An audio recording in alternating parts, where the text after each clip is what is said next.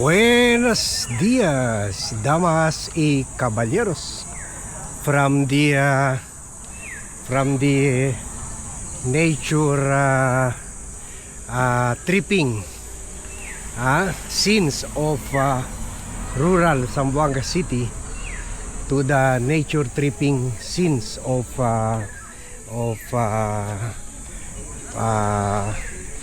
the town of San Mateo, Rizal. Specifically the Timberland Heights subdivision, kung saan dito na tayo na tira simula pa COVID. Dati ito rest house lang namin, with our main house being in Quezon City. Ngayon nabaliktad na kasi after COVID we just escaped COVID dahil kumalat siya from San Juan, from San Juan to Quezon City. After COVID lapse, or nung nawala na yung crisis, ayaw na bumaba yung mga anak ko kasi nagbabike na sila dito, nag-enjoy na sila dito. Dati naboboro sila dito. So meron ring blessing in disguise yung COVID.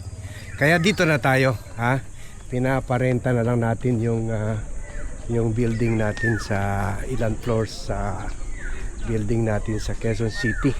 So sa mga bago-bago lang, welcome. Tuloy-tuloy ang nature tripping natin. Na bago lang yung scene, pero mas maganda naman dito kasi kung makikita mo nyo naman kwan talaga, alagang-alaga, kumbaga kwan talaga, sinasabi nila manicured lawns yung kasi mini-maintain na ito ng developer dito na Philinvest Heights, Philinvest Lands. Kaya yun, sa mga bago lang dito na tayo sa 5 minutes away from Metro Manila, sa town of San Mateo, Rizal. So yan, kuan kami dito pag weekend, we allow people to jog, to walk. Kaya makita nyo na maraming tao ngayon. So we kuan niya namin, parang nagiging kuan na ito. Ito kasi is called itong lugar, Timberland Heights, is known as the biking capital of the Philippines. Dito nagaganap. Okay, morning. Dito nagaganap yung mga major bike races kasi kuan ito this is a 700 hectare subdivision. Sa likod nito, one day pupunta rin tayo doon. May kuan pa talaga, deep forest pa talaga. Mas kuan pa ka ito, mas gubat pa kaysa yung lugar ko sa Zamboanga. Mas kuan pa to kasi syempre protected by Philinvest. So kuan siya, untouched pa siya. So yan, we are telling you all of this to show you na may buhay naman si Bad. Kumbaga marami nagalit at marami sinabi na nag-fake news daw tayo doon sa issue ng nagkamali tayo, biglaan nakita natin. Hindi ko nakita yung pinadala ng mga materyales ng BAT team na yung second division pala ang naglabas ng arrest warrant at nag-grant ng bail, samantalang non-bailable naman talaga ang plunder. Yung second division, naroon kasi yung graft and corruption cases, dalawa. laban kay Jinggoy Estrada. So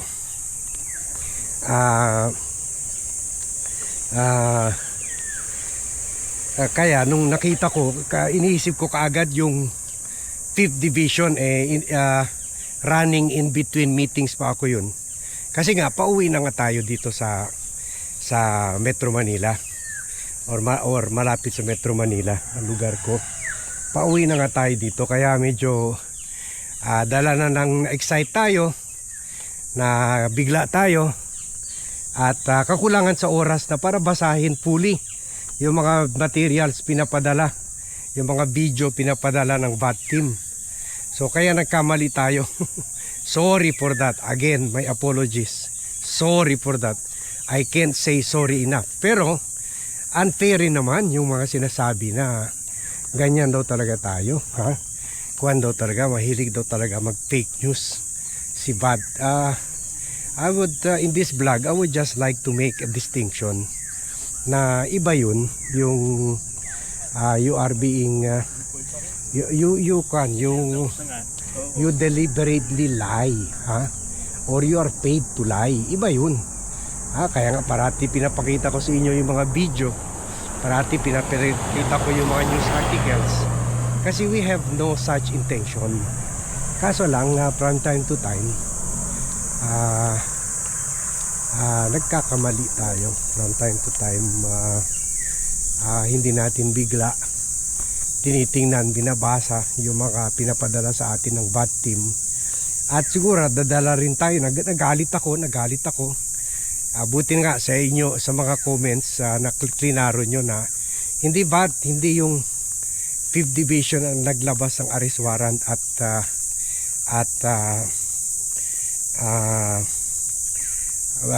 nagpa-post ng bail for a bail bond of 90,000, kundi sa yung 2nd Division yun.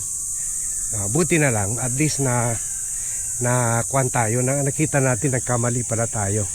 Pero that doesn't mean na kuwan tayo, na ganun na yung deliberate na kuwan na tayo. Sumali na tayo sa mga bayaran trolls na deliberate na, kasi hindi ko what motive do I have?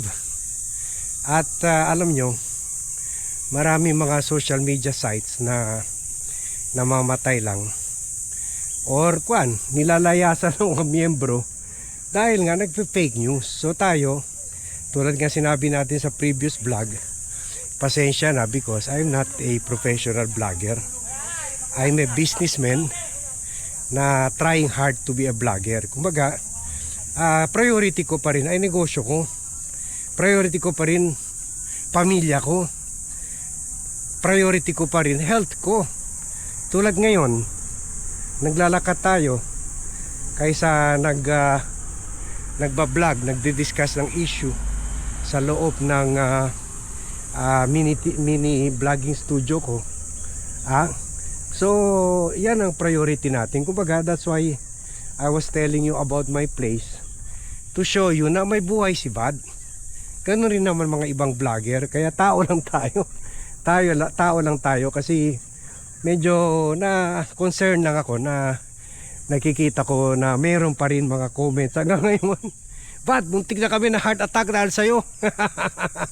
VAT, akala namin totoo. VAT, na kuwan ako, na biluukan ako. Nakuan ko yung kape ko. Ganon, na-shock sila, na-shock. I'm sorry for that. I will try to do everything. Kaya nga, nagdadagdag tayo ng staff. Yung mga staff rin natin, normally gumagawa sila ng summary sa mga issues. Pero minsan naman, kasi that time we were rushing between meetings. We were rushing between meetings. Pagkatapos meron pa kailangan ayusin doon sa building namin, ganon. So may bago pa kaming building nakuha sa condo nakuha for rent, pinaparenta namin at pinapaayos namin sa town proper, ganon. So magulo. Millions of things were running through my brains at that day. Kaya syempre, same lang. I'm sorry for that. Isa yun sa mga pinaka kinakahiya kong araw or vlogs. Although hindi ko natanggalin yun kasi baka sabihin nyo naman na kwan tayo, defensive tayo or kwan. Kasi kwan lang yun, honest mistake lang talaga yun. Honest mistake ng tao na busy, ng tao na may buhay rin outside of vlogging, di ba? So ganun, I hope you understand, ha? That's why nagsimula ako sa intro about our place to show you na tao lang si Bat, may buhay outside of vlogging at priority, may mga ibang priorities tayo, not just vlogging. Pero ganun pa man, for love of God and country, pilit natin na binibigyan ng time ang vlogging.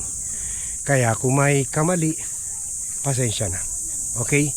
I will not say wala nang kamali kasi tao lang tayo at ganun pa rin. Wala rin talaga tayong time.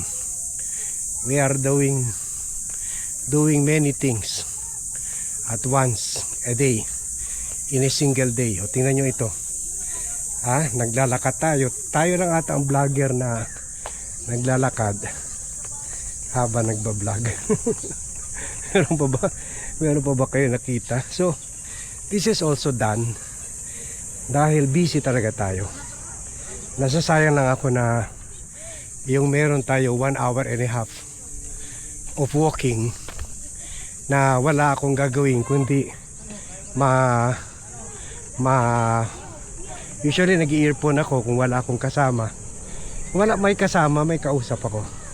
Pero most of the time kasi medyo may advanced osteoporosis si Mrs. Most of the time nag-iisa lang ako. Safe naman ako dito sa lugar, ganoon rin sa Zamboanga. Pero mas safe ako dito kasi dito maraming mga gwardiya dito everywhere kasi marami kami hindi ako ang ginagwardyahan nila, wala, tai lang si Bat dito. Kaya lang yung mga meron kami dito, mga cabinet members, congressman at mga bilyonaryo na negosyante. Yun, that's why matindi ang security measures dito. So safe tayo dito. Pero yun lang, dahil mag-isa lang tayo naglalakad, medyo boring rin kung puro music na lang pakinggan mo. That's why to illustrate to you how busy I am, kaya paminsan-minsan nagkakamali tayo, how busy I am. Eto, hello. Shout out. Kaya ini-insert natin yung vlogging sa walking.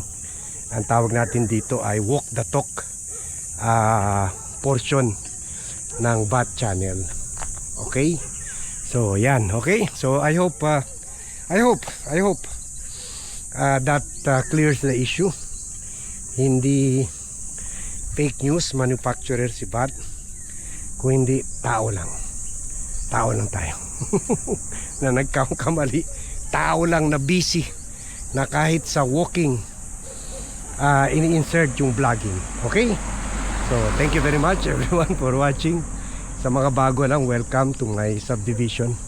Morning on top of the mountain, dito sa nearest mountain to Metro Manila. Thank you very much, and I hope you enjoyed the view, and see you in my next vlog.